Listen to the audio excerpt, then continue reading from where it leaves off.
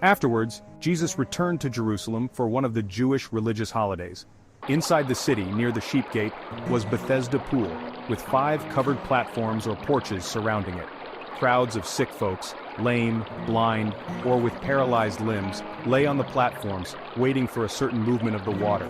For an angel of the Lord came from time to time and disturbed the water, and the first person to step down into it afterwards was healed. One of the men lying there had been sick for 38 years. When Jesus saw him and knew how long he had been ill, he asked him, "Would you like to get well, Jesus? Would you like to get well?" Sick man, "I can't, for I have no one to help me into the pool at the movement of the water. While I'm trying to get there, someone else always gets in ahead of me." "Jesus, stand up, roll up your sleeping mat and go on home." Instantly the man was healed. He rolled up the mat and began walking. But it was on the Sabbath when this miracle was done. So the Jewish leaders objected. They said to the man who was cured, "You can't work on the Sabbath. It's illegal to carry that sleeping mat." Jewish leaders, "You can't work on the Sabbath. It's illegal to carry that sleeping mat." "Sick man, the man who healed me told me to." Jewish leaders, "Who said such a thing as that?" The man didn't know, and Jesus had disappeared into the crowd. But afterwards Jesus found him in the temple and told him, "Now you are well, don't sin as you did before, or something even worse may happen to you." Then the man went to find the Jewish leaders and told them it was Jesus who had healed him. "Jesus, now you are well, don't sin as you did before, or something even worse may happen to you." So they began harassing Jesus as a Sabbath breaker. But Jesus replied, "My Father constantly does good and I'm following his example." Jesus, VO. My Father constantly does good and I'm following his example. Then the Jewish leaders were all the more eager to kill him because in addition to disobeying their Sabbath laws, he had spoken of God as his Father, thereby making himself equal with God. Jesus replied, "The Son can do nothing by himself, he does only what he sees the Father doing, and in the same way.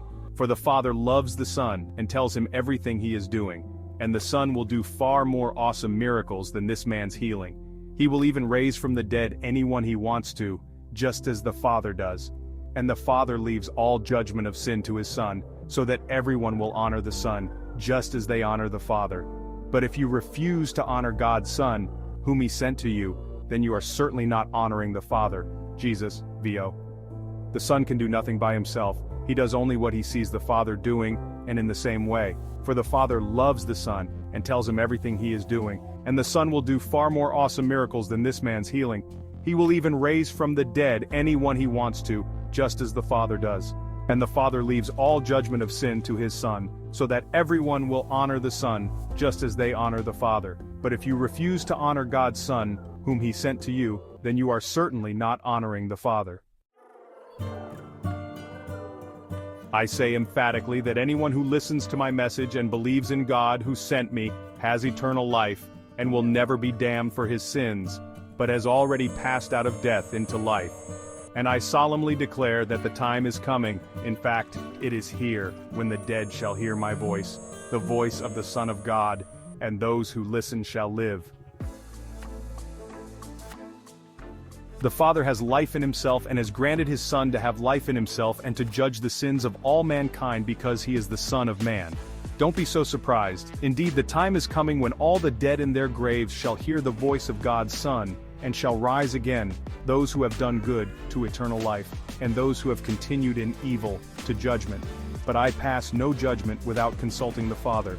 I judge as I am told, and my judgment is absolutely fair and just, for it is according to the will of God who sent me and is not merely my own. When I make claims about myself, they aren't believed, but someone else, yes, John the Baptist, is making these claims for me too. You have gone out to listen to his preaching, and I can assure you that all he says about me is true. But the truest witness I have is not from a man, though I have reminded you about John's witness so that you will believe in me and be saved.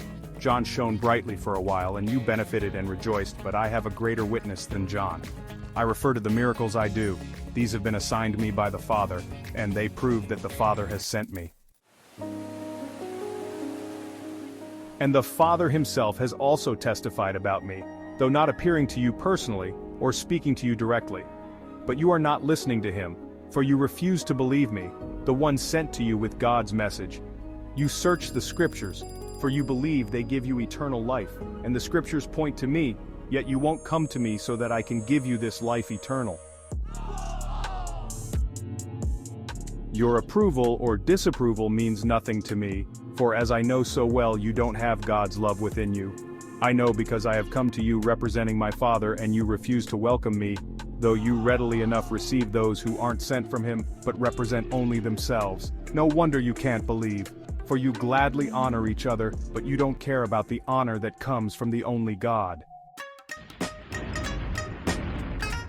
Yet it is not I who will accuse you of this to the Father, Moses will, Moses on whose laws you set your hopes of heaven. For you have refused to believe Moses. He wrote about me, but you refuse to believe him, so you refuse to believe in me. And since you don't believe what he wrote, no wonder you don't believe me either.